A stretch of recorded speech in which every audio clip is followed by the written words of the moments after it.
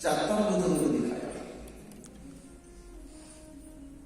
और चारों भुजाओं में शंख चक्र गदा और पद्म। देव की देख करके चौंक गई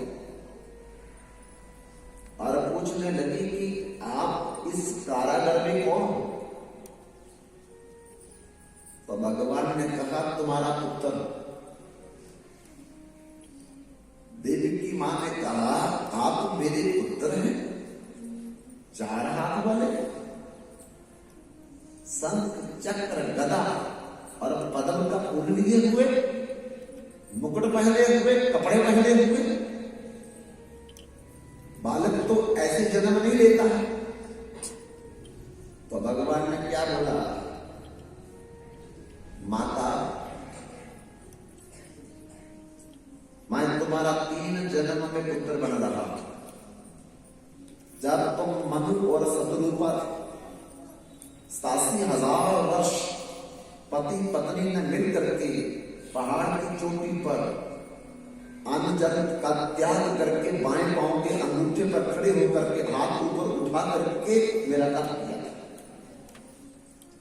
और तुम्हारे तप पर जब मैं प्रसन्न होकर के आया था तुम्हारे सामने, तो कहा था बरम गुरुजी, बरम गुरुजी, बरम गुरुजी, बर मांगो, बर मांगो, बर मांगो। तो आपने मेरे से क्या बर मांगा?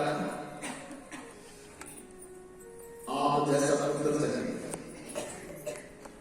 तब मैं सोच में पड़ गया, चिंता में पड़ गया कि मेरे जैसा पुत्र मांग रहे हैं, तो मेरे जैसा तो दुनिया में कोई दूसरा नहीं हो सकता।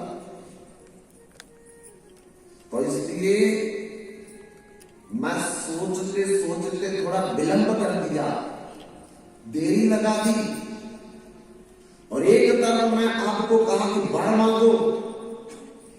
जब आपने मांगा तो मैं सोच में पड़ गया।